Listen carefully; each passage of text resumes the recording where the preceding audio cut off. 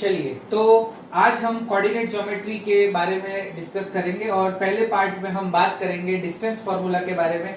कैसे distance formula का derivation आता है और क्या क्या उसकी प्रॉपर्टीज हैं और क्या क्या उसकी एप्लीकेशंस हैं जो हम इस वीडियो में डिस्कस करेंगे।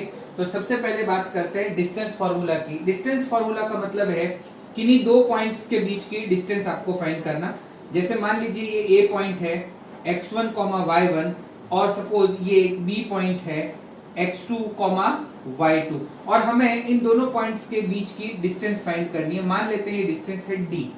तो ये डिस्टेंस निकालने के लिए हम क्या कर रहे हैं, एक कोऑर्डिनेट प्लेन इस तरीके से ड्रॉ कर रहे हैं x एक्सिस और y एक्सिस। मान लीजिए ये x एक्सिस है और ये अपना y एक्सिस है। मैं क्या कर रहा हूं, parallel to y axis and parallel to x axis दोनों जगह से मैं एक लाइन ड्रॉ कर रहा हूं। जैसे ही मैं parallel to x axis and parallel to y axis line draw करूंगा, मान लीजिए ये पॉइंट ऑफ इंटरसेक्शन C है और ये भी 90 डिग्री हो जाएगा। तो ये ABC जो है वो एक राइट एंगल ट्राइंगल का यहाँ फॉर्मेशन हुआ। इस C पॉइंट के अगर कोऑर्डिनेट हमें लिखने हो तो देखिए ये जो AC लाइन है वो पैरेलल टू x एक्सिस है और जो line parallel to x axis होती है वहां पे y कोऑर्डिनेट फिक्स होता है। तो यहाँ पे y कोऑर्डिनेट y1 है तो इसका भी y कोऑर्डिनेट y1 होगा। सिमिलरली ये जो BC लाइन है वो पैरेलल टू y एक्सिस है, यानी इस पूरी लाइन के ऊपर x कोऑर्डिनेट फिक्स रहेगा। तो अगर यहाँ x कोऑर्डिनेट x2 है तो यहाँ पर भी x कोऑर्डिनेट x2 हो जाएगा। तो ये जो C पॉइंट है वो हो जाएगा x2, y1। इसको मैं यहाँ पे भी प्लॉट कर देता हूँ, यहाँ एक्सटेंड करता हूँ और इधर भी एक्सटेंड करता हूँ। अगर हम ध्यान से देखें ये जो लेंथ है ये x2 डिस्टेंस है यहाँ से लेके यहाँ तक और ये x1 डिस्टेंस है। तो ये डिस्टेंस हो जाएगा x2 माइनस x1। तो इसको मैं यहाँ नोट कर देता हूँ x2 माइनस x1। सिमिलरली ये जो BC है वो हो जाएगा y2 माइनस y1। तो अगर अब मैं ट्राइंगल ABC की बात करूं, ट्राइंगल ABC, तो पाइथागोरस थ्योरम के हिसाब से AB square is equal to AC square plus BC square. Clear? तो AB जो है वो हमें डिस्टेंस D जो फाइंड करना है, तो D square is equal to AC की जगह आ जाएगा x2 minus x1 whole square plus BC की जगह आ जाएगा y2 minus y1 whole square. तो D इज इक्वल टू, अगर मैं नोट करूं तो D इज इक्वल टू हो जाएगा square root of x2 minus x1 whole square plus y2 minus y1 whole square. यानी कि दो पॉइंट्स के बीच की अगर हमें डिस्टेंस निकालनी हो तो डिस्टेंस निकालने का फॉर्मूला रहेगा x कोऑर्डिनेट का डिफरेंस उसका स्क्वायर प्लस y कोऑर्डिनेट का डिफरेंस उसका स्क्वायर और overall square root.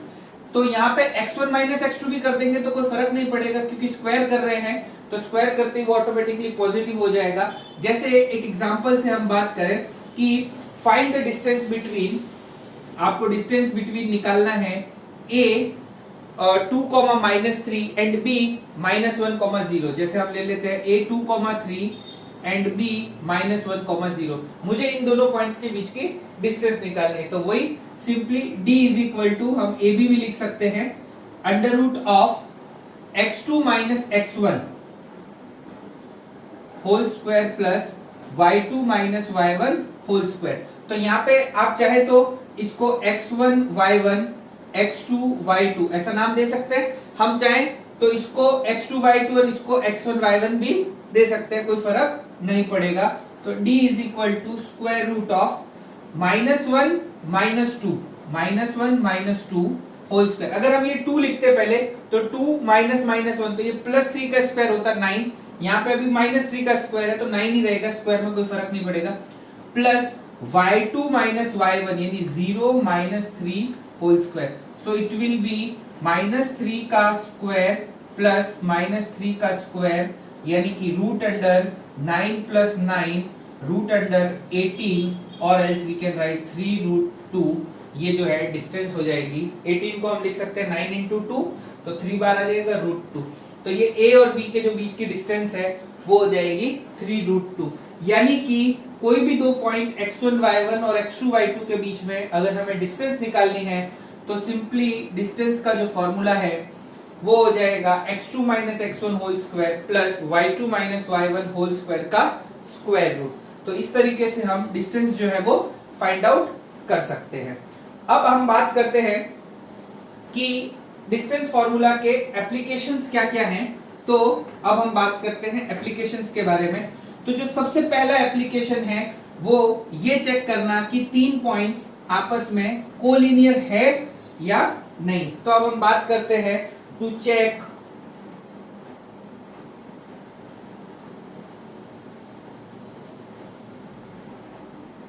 whether 3 given points are collinear or not। ठीक है, तो हमको 3 पॉइंट्स दिए हुए होंगे। मान लेते हैं हमें सपोज एक पॉइंट है A x1, y1, सपोज कीजिए B पॉइंट है x2, y2, और ये उसी एक लाइन में मैं C पॉइंट ले रहा हूं x3, y3। अगर ये तीनों पॉइंट्स आपस में कोलिनियर होंगे, जैसे ही हम बात कर रहे हैं कि ये तीनों पॉइंट्स आपस में कोलिनियर होंगे, तो जो AB का जो डिस्टेंस होगा और BC का जो डिस्टेंस होगा, उन दोनों डिस्टेंस का जो एडिशन अगर हम करेंगे तो that will be equal to AC। यानी कि यहाँ डायग्राम से हम क्लियरली लिख सकते हैं AB प्लस BC, यानी A से लेके ये जो डिस्टेंस होगा B का और B से लेके C का, ये जो दोनों डिस्टेंस का जो सम है वो AC के बराबर होना चाहिए। क्लियर। तो अगर हमारे पास 3 पॉइंट दिए हुए, हाँ अब यहाँ पे सिचुएशन ऐसी भी हो सकती है कि हो सकता है कि यहाँ पे C पॉइंट हो, यहाँ पे B पॉइंट हो, तो कंडीशन ये भी हो सकती है AB is equal to AC plus BC। Same way A middle में होगा तो BC is equal to CA plus AB, इस तरीके से भी हो सकता है। तो अगर हमें 3 पॉइंट्स दिए हुए हो तो हमें क्या स्टेप फॉलो करने हैं चेक करने के लिए। पहला स्टेप, हमें AB, BC और CA ये तीनों डिस्टेंसेस फाइंड करनी है। इफ इन तीनों में से एक डिस्टेंस सबसे बड़ी होगी, फॉर एग्जांपल हम मान लेते हैं AC, AB भी हो सकती है BC भी हो सकती है, मान लेते हैं AC, तो if AC is equal to AB plus BC, जो सबसे बड़ी वाली डिस्टेंस है, लॉन्गेस्ट डिस्टेंस जो है, longest distance that will be equal to sum of distances of remaining 2, बाकी दोनों डिस्टेंसेस के सम के बराबर हो, जो भी लॉन्गेस्ट डिस्टेंस है। तो हम कह सकते हैं कि जो गिवन पॉइंट्स है आर कोलिनियर। वो तीनों जो पॉइंट्स होंगे वो कैसे होंगे, कोलिनियर होंगे। हम एक एग्जांपल से इसको समझने की कोशिश करते हैं कैसे हमें चेक करना है। जैसे हम एक एग्जांपल लेते हैं कि -1, 2, फॉर एग्जांपल 3, 4 एंड 1, 3। आपको कहा है कि चेक कीजिए कि ये 3 पॉइंट कोलिनियर है या नहीं है। तो इन तीनों के लिए हम सबसे पहले इसको मान लेते हैं A, फॉर एग्जांपल B और C, ये हम अज्यूम कर लेते हैं। तो सबसे पहला काम हम AB डिस्टेंस निकालते हैं। तो AB डिस्टेंस हो जाएगा रूट अंडर 3 माइनस 1 यानी कि 4 का स्क्वायर 16 प्लस 4 माइनस 2 2 का स्क्वायर 4 यानी कि रूट अंडर 20। इसी तरीके से हम BC डिस्टेंस निकालते हैं तो हो जाएगा 3 माइनस 1 2 का स्क्वायर 4 प्लस 4 माइनस 3 1 का स्क्वायर 1 यानी कि रूट अंडर 5। और AC डिस्टेंस निकालते हैं तो वो हो जाएगा -1 यानी 2 का स्क्वायर 4 2 माइनस 3 1 का स्क्वायर 2 माइनस 3 यानी -1 का स्क्वायर 1 यानी कि रूट 5।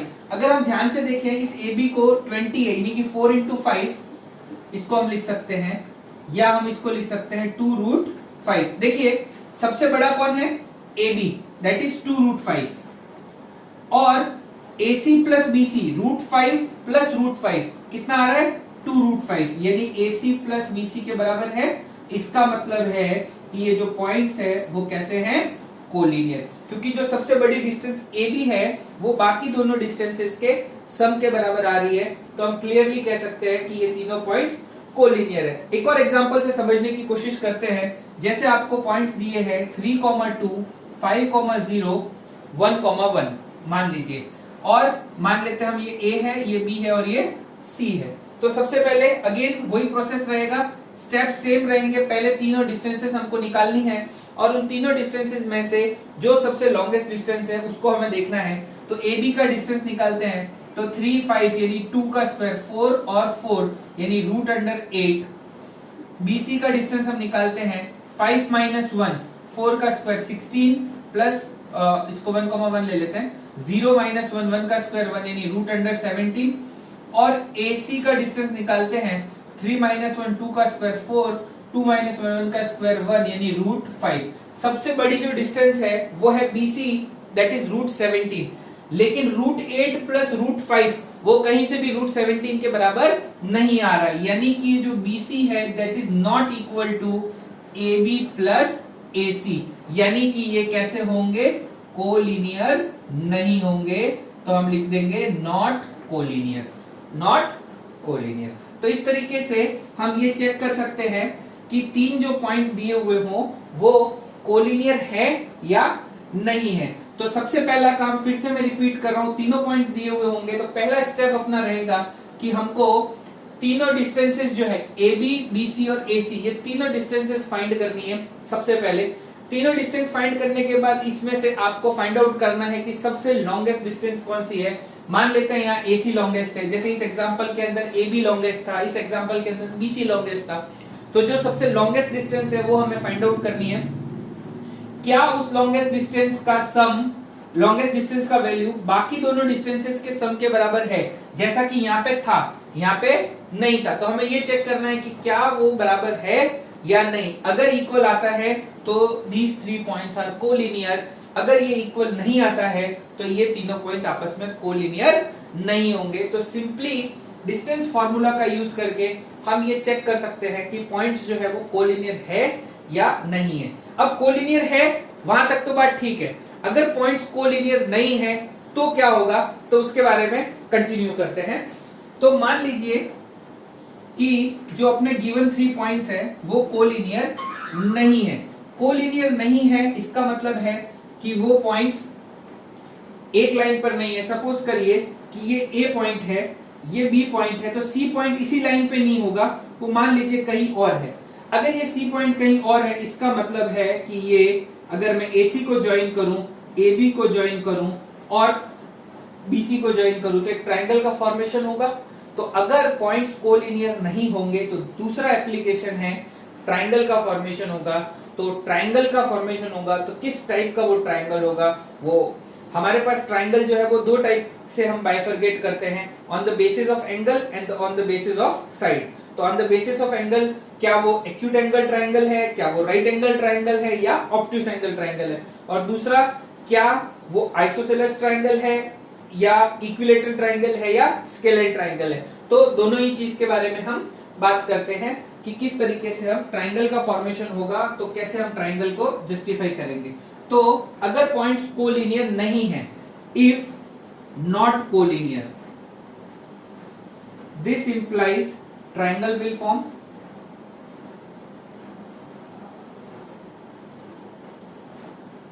तो ट्रायंगल किस टाइप का होगा, तो बात करते हैं टाइप ऑफ ट्रायंगल की, कैसे हम फाइंड आउट करेंगे। तो सबसे पहले बात करते हैं on the basis of sides. तो 3 टाइप के ट्रायंगल्स हमने देखे। एक ट्रायंगल होता है स्केलेन ट्रायंगल, दूसरा ट्रायंगल होता है आइसोसेलेस ट्रायंगल और तीसरा होता है इक्विलेटरल ट्रायंगल। तो कैसे हम चेक करेंगे कि वो स्केलेन ट्रायंगल है, आइसोसेलेस ट्रायंगल है या इक्विलेटरल। बहुत ही सिंपल है, हमारे पास A, B और C ये 3 पॉइंट थे, तो हमने AB, BC और CA ये 3 डिस्टेंसेस को फाइंड आउट कर ही रखी है। यहाँ पे ये चीज प्रूव हो चुकी है कि पॉइंट्स कोलिनियर नहीं है। अगर पॉइंट्स कोलिनियर नहीं है तो सबसे पहले देखिए क्या AB, BC और CA ये तीनों, केस नंबर 1 ऑल डिफरेंट। अगर ऑल डिफरेंट है तो it will be a scalene triangle. Case number 2 any 2 are same. अगर कोई भी दो AB, BC और CA इनमें से कोई भी दो सेम होगी तो कैसा हो जाएगा ये isosceles triangle. And case number 3 all 3 are same. अगर तीनों की तीनों सेम होगी तो it will be a equilateral triangle. तो ये तो बहुत ही सिंपल है कि हमारे पास तीनों डिस्टेंसेस तो निकल गई। अब यहाँ पे एक चीज ध्यान से देखने वाली है कि तीनों डिस्टेंसेस निकालते समय अगर हमें कई बार क्वेश्चन में ऐसा होता है कि ये पूछ लेते हैं कि किस टाइप का ट्रायंगल का फॉर्मेशन होगा, तो उसके पहले हमें ये जज जरूर कर लेना है कि क्या ये कोलिनियर तो नहीं है। जैसे अभी अभी हमने जस्ट इसके पिछले वाले क्वेश्चन के अंदर हमने एक एग्जांपल देखा था कि -1,2 3,4 एंड 1,3, ये वाला एक एग्जांपल हमने देखा था -1,2 3,4 एंड 1,3। तो इस केस में क्या हुआ था कि जैसे हमने एक डिस्टेंस ए बी निकाली थी तो वो आई थी अपनी 2√5, दूसरी डिस्टेंस हमने BC निकाली थी वो भी आई थी √5, और AC निकाली थी वो भी आई थी √5। तो अगर हम सिंपली यहां से देखें कि देखिए कोई दो इक्वल है तो हम लिख दें कि ये आइसोसेलेस ट्रायंगल, तो गलत हो जाएगा क्योंकि इन दोनों का सम ऑलरेडी इसके बराबर है, तो ये ट्रायंगल का ही फॉर्मेशन नहीं हो रहा है। तो सबसे पहली चीज तो हमें यही चेक करनी है कि क्या तीनों पॉइंट्स कोलिनियर तो नहीं है। कोलिनियर नहीं है उसके बाद ही हम आगे प्रोसेस करेंगे कि क्या ट्रायंगल का फॉर्मेशन होगा कि नहीं, फिर किस टाइप का ट्रायंगल होगा। तो पहली कंडीशन हमारी ये है कि हमें ये चेक करना है कि कोलिनियर है या नहीं है। दूसरी बात करते हैं on the basis of angle की। तो एंगल के बेसिस पे तीन टाइप के ट्रायंगल्स रहते हैं। एक ट्रायंगल रहता है राइट एंगल ट्रायंगल, दूसरा ट्रायंगल रहता है ऑब्ट्यूज एंगल ट्रायंगल और एक्यूट एंगल ट्रायंगल। क्लियर? तो ये तीन टाइप के ट्रायंगल्स रहते हैं। तो अब हम कैसे चेक करेंगे डिस्टेंस फॉर्मूला का यूज करके कि इन तीनों में से कौन सा ट्रायंगल का फॉर्मेशन होगा। तो सबसे पहले हम बात करते हैं राइट एंगल ट्रायंगल की। तो राइट एंगल ट्रायंगल के बारे में आप सब लोग जानते हैं कि वहां पे पाइथागोरस थ्योरम का यूज होगा, यानी कि अगेन हमने AC निकाल दिया, BC निकाल दिया और AB निकाल दिया, ये तीनों साइड हमने कैलकुलेट कर दी। तो राइट एंगल ट्रायंगल के अंदर जो हाइपोटेनियस होता है that is the longest side. तो सबसे पहले इसमें से लॉन्गेस्ट साइड कौन सी है वो आपको फाइंड आउट करनी है, जैसा कि हमने कोलिनियरिटी के केस में भी चेक किया था। तो अभी हम मान लेते हैं कि ये जो AC है, लेट AC इज लॉन्गेस्ट। हम ये मान लेते हैं, ऐसा नहीं है कि AC ही हमेशा लॉन्गेस्ट होगी, BC भी हो सकती है और AB भी हो सकती है। तो मान लेते हैं कि AC लॉन्गेस्ट साइड है, तो लॉन्गेस्ट साइड का स्क्वायर हम करेंगे और बाकी दोनों साइड के स्क्वायर का एडिशन करेंगे। लॉन्गेस्ट साइड का स्क्वायर निकालेंगे और बाकी दोनों साइड के स्क्वायर का एडिशन निकालेंगे। तो केस नंबर 1, अगर ये AC square is equal to BC square plus AB square आता है, इसका मतलब है ये राइट एंगल ट्रायंगल का फॉर्मेशन होगा, यानी कि यहाँ पर हाइपोटेनियस स्क्वायर बाकी दोनों साइड के स्क्वायर के बराबर है, तो it will be a right angle triangle. Case number 2 हम बात करें कि AC स्क्वायर वो बड़ा है BC square plus AB square से, तो जो हाइपोटेनियस वाली साइड का जो स्क्वायर है वो बड़ा है, उस केस में जो ट्रायंगल होगा वो ऑब्ट्यूज एंगल ट्रायंगल का फॉर्मेशन होगा। और केस नंबर 3, अगर AC स्क्वायर छोटा है BC square plus AB square से, तो ये एक्यूट एंगल ट्रायंगल का फॉर्मेशन होगा। तो जो भी ट्रायंगल बनेगा वो इन तीनों में से कोई एक होगा प्लस इन तीनों में से भी कोई एक होगा, यानी कि वो या तो scalene right angle triangle, scalene obtuse angle triangle या स्केलन एक्यूट एंगल ट्रायंगल या आइसोसेलेस, इनमें से कोई एक होगा, इनमें से कोई एक होगा। इस तरीके के कॉम्बिनेशन में वो ट्रायंगल होगा। हम एक एग्जांपल से देखते हैं कि कैसे टाइप ऑफ ट्रायंगल को फाइंड आउट करते हैं। जैसे हमें कह रहा है कि find the type of triangle formed by 3,2 -2, -3 and 2,3। ये 3 पॉइंट्स मुझे दिए गए हैं और मुझे ये निकालना है कि किस टाइप का ट्रायंगल है उसका फॉर्मेशन होगा।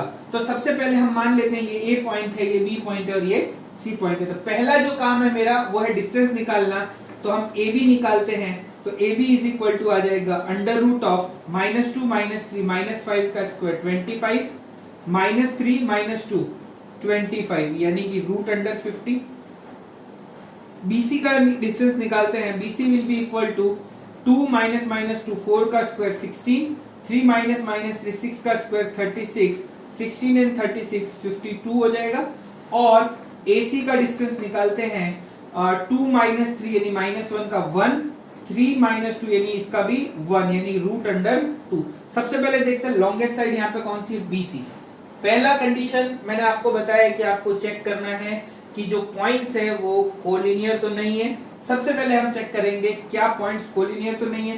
तो इसके लिए लॉन्गेस्ट साइड देखो BC, √52 और √50 प्लस √2। अंडर रूट में ऐसा नहीं होता, B plus C is equal to root B plus root C, ऐसा तो नहीं होता है, दिस इज नॉट वैलिड। तो ये यहां से ये चीज क्लियर हो गई कि BC is not equal to AB plus AC। इसका मतलब ये चीज क्लियर है कि ये कोलिनियर नहीं है, कोलिनियर तो नहीं है, यानी कि ट्रायंगल का फॉर्मेशन होगा।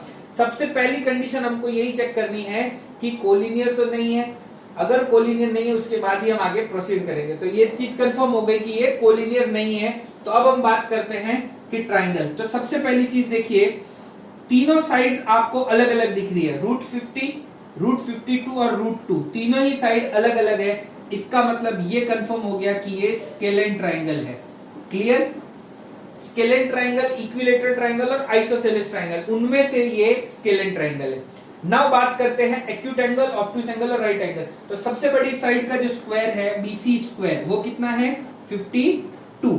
क्लियर? स्क्वायर करेंगे तो अब AB square plus AC square करते हैं तो that will be equal to 50 plus 2 52। देखिए BC square is equal to AB square plus AC square आ रहा है। इसका मतलब है कैसा होगा ये?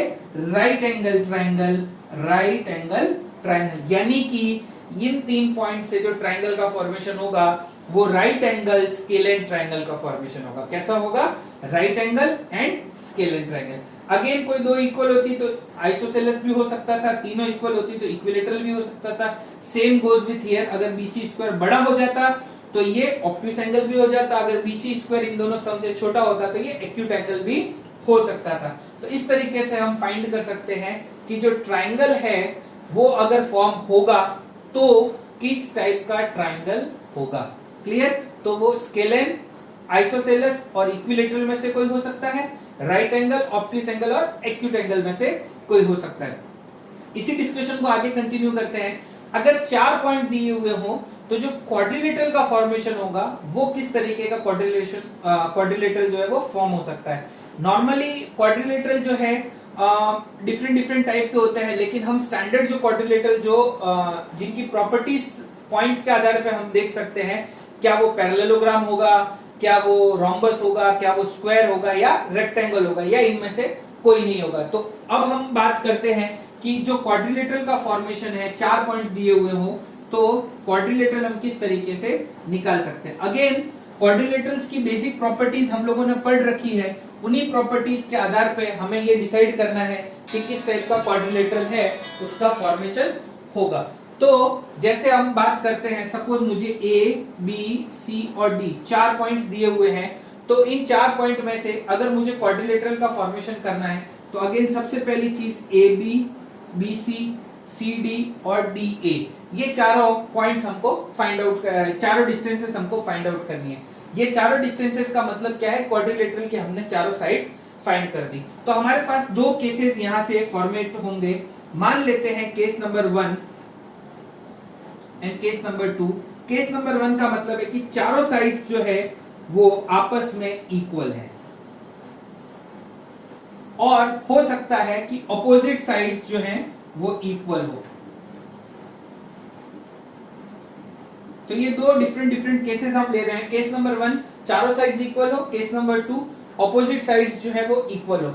अगर ऑपोजिट साइड्स इक्वल होंगी तो 2 पॉसिबिलिटी है कि वो रेक्टेंगल भी हो सकता है और वो पैरेललोग्राम भी हो सकता है। क्लियर? सिमिलरली चारों साइड इक्वल होंगी तो भी 2 पॉसिबिलिटी है, वो स्क्वायर भी हो सकता है और वो रोम्बस भी हो सकता है। तो कैसे आइडेंटिफाई करेंगे कि ये तो हमें पता चल गया कि या तो चारों इक्वल है या ऑपोजिट साइड्स इक्वल है, तो उनमें से कौन कौन से केसेस इक्वल होंगे। तो इसके लिए स्टेप नंबर 2, ये स्टेप 1 था हमारा जब चारों साइड हमें निकालनी थी, step number 1। Next step number 2 हमें क्या करना है? डायगोनल्स निकालना है, AC एंड BD। अगर स्क्वायर और रेक्टेंगल के केस में हम जानते हैं कि डायगोनल्स भी इक्वल होंगे, जबकि रोम्बस और पैरेललोग्राम के केस में डायगोनल्स इक्वल नहीं होंगे। तो अगर AC is equal to BD है और यहां पे क्या हो जाएगा? AC not equal to BD। Same goes with rectangle में AC is equal to BD and parallelogram में AC not equal to BD। हालांकि रेक्टेंगल है दैट इज ऑल्सो प्रूव कि वो पैरेललोग्राम है, लेकिन उस पैरेललोग्राम में भी हम स्पेसिफिक लिख रहे हैं कि क्या वो रेक्टेंगल है या नहीं। तो सबसे पहला काम क्या करना है अपन को, चारों साइड्स निकालनी है। उन चारों साइड्स में से दो केस हमारे पास निकल के आएंगे, या तो अपोजिट साइड्स इक्वल होंगी या तो चारों साइड्स इक्वल होंगी। हाँ, अगर कोई ऐसा आता है कि चारों ही साइड इक्वल नहीं है, सब अनइक्वल है, तो ये एक अलग तरीके का क्वाड्रिलेटरल हो गया, रेगुलर क्वाड्रिलेटरल जो हम देखते हैं, स्केलेन क्वाड्रिलेटरल, जिसमें चारों साइड्स अनइक्वल है। ये कोई स्पेसिफिक क्वाड्रिलेटरल का टाइप नहीं होगा, हम सिर्फ बात कर रहे हैं स्क्वायर, रोम्बस, रेक्टेंगल या काइट पैरेललोग्राम में से कौन सा होगा। तो उसके लिए या तो चारों साइड्स इक्वल होंगी या तो ऑपोजिट दो साइड्स इक्वल होंगी। ऑपोजिट साइड्स का पेयर इक्वल है तो डायगोनल्स चेक करने हैं, अगर डायगोनल भी इक्वल है तो रेक्टेंगल, अदरवाइज पैरेललोग्राम।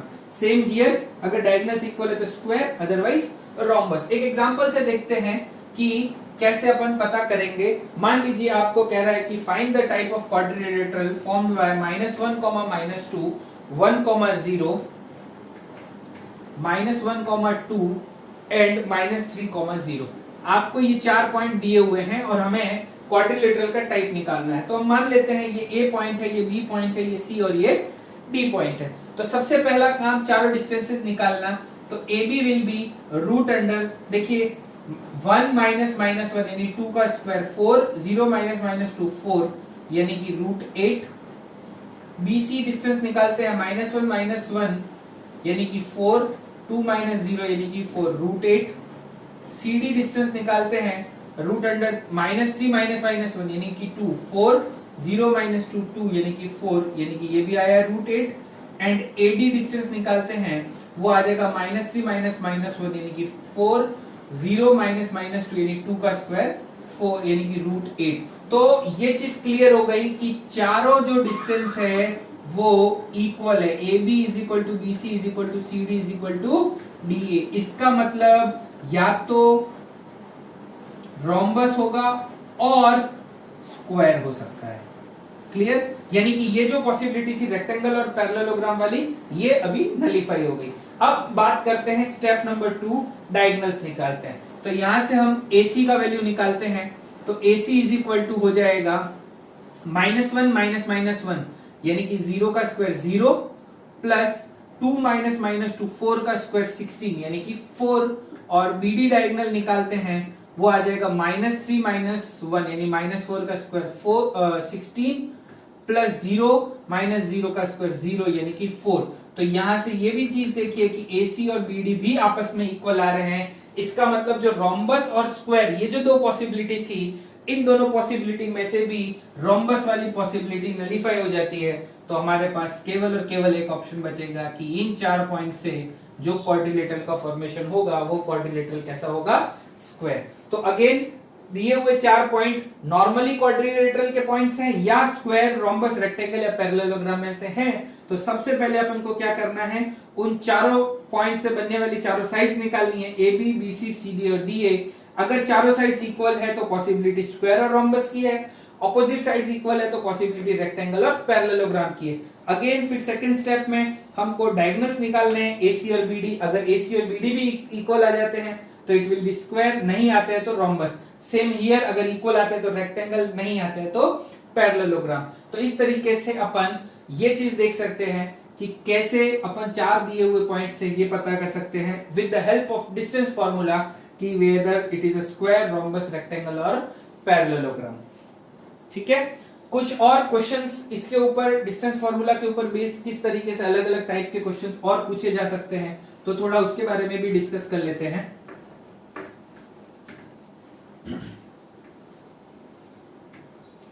चलिए, तो कुछ और क्वेश्चंस देखते हैं। जैसे क्वेश्चन कह रहा है find the relation between x and y such that, find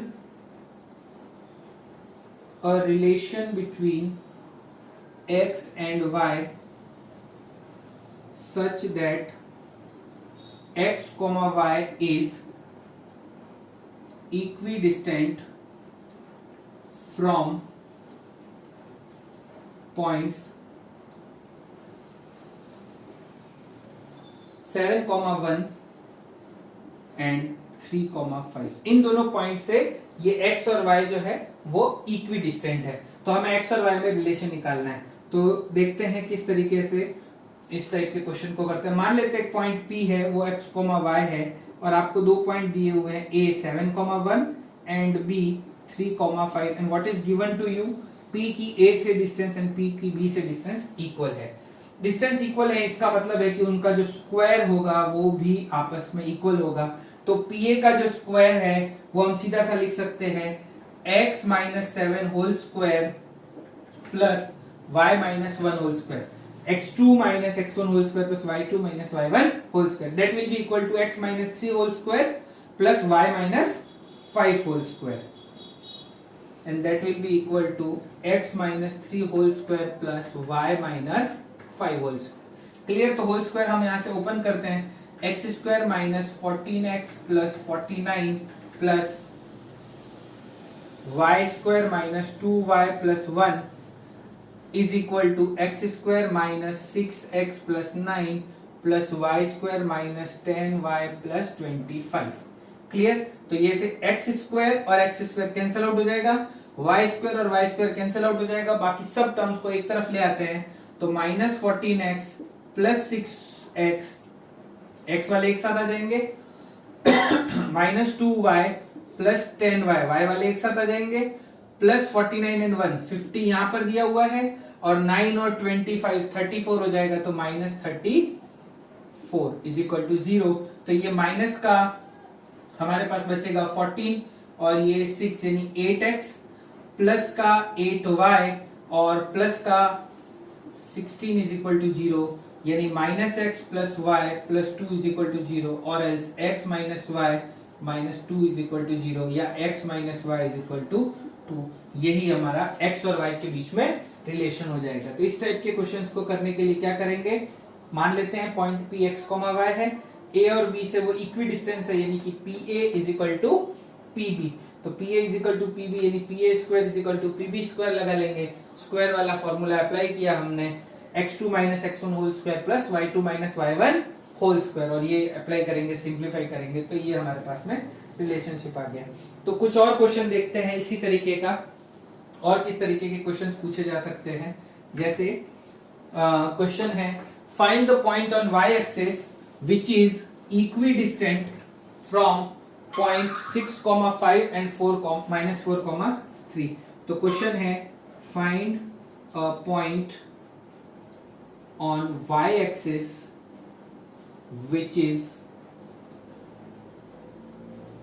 equidistant from point 6,5 and -4,3, 6,5 and -4,3। तो y एक्सिस के ऊपर हमें पॉइंट निकालना है जो इन दोनों पॉइंट्स के साथ इक्विडिस्टेंट पे हो। तो देखते हैं किस तरीके से हम करेंगे। सबसे पहले since point on y axis, जो हमें पॉइंट है वो y एक्सिस पे, इसका मतलब x कोऑर्डिनेट तो 0 होगा क्योंकि y एक्सिस की प्रॉपर्टी है कि x coordinate is equal to 0। तो अगर पॉइंट y एक्सिस पर है तो x इज इक्वल टू 0, ये चीज क्लियर हो गई। इसका मतलब लेट पॉइंट बी 0, y, क्योंकि x की वैल्यू 0 है, y की वैल्यू हम y ले लेते हैं। तो ये पॉइंट जो है वो 6,5 मान लेते हैं a, इस पॉइंट को मान लेते हैं p, और b जो है -4,3 से इक्विडिस्टेंस है यानी again PA is equal to PB और else we can write PA square is equal to PB square. अगर PA square is equal to PB square यहां हम अप्लाई करते हैं 0 - 6 square plus y - 5 square is equal to 0 - -4 यानी 0 + 4 square y - 3 square. Clear? So it will be 36 plus y square minus 10y plus 25 is equal to 4 का square 16 plus y square minus 6y plus 9। तो यहां से देखिए ये y square और y square आपस में कैंसिल आउट हो जा रहा है, बाकी सब टर्म को एक तरफ ले आते हैं तो -10y plus 6y हो गया, 16 और 9 that is 25 माइनस ये उधर चला जाएगा 25 माइनस 36, ये कैंसिल आउट हो गया यानी कि -4y is equal to -36, 4y is equal to 36 y is equal to 9, y का वैल्यू 9 आ गया, इसका मतलब पॉइंट विल बी 0,9। तो 0,9 जो है वो y एक्सेस के ऊपर पॉइंट हो जाएगा, जो कि इन दोनों गिवन पॉइंट्स के साथ इक्वी डिस्टेंट पर है। तो ये कोऑर्डिनेट ज्योमेट्री का जो पहला सेक्शन हुआ, दैट इज डिस्टेंस फार्मूला। तो कैसे हम डिस्टेंस फार्मूला का डेरिवेशन करते हैं, उस डिस्टेंस फार्मूला के यूज से किस तरीके से दो गिवन पॉइंट के बीच में डिस्टेंस फाइंड की जाती है। उसके बाद हमने देखा कि कैसे हम डिस्टेंस फार्मूला का यूज करके चेक कर सकते हैं कि whether the three given points are collinear और not. If they are not collinear then it will be a formation of triangle. तो जो ट्रायंगल का फॉर्मेशन होगा वो किस टाइप का होगा, स्केलेन, आइसोसेलेस, राइट एंगल, या स्केलेन, आइसोसेलेस, या इक्विलेटरल, या राइट एंगल, ऑब्ट्यूस एंगल और एक्यूट एंगल। फिर हमने देखा कि अगर 4 पॉइंट दिए हुए हो तो रेक्टेंगल, पैरेललोग्राम, स्क्वायर या रोम्बस में से क्या का फॉर्मेशन, कौन से क्वाड्रिलेटरल का फॉर्मेशन हो सकता है। So this is the first part of coordinate geometry distance formula. Thank you.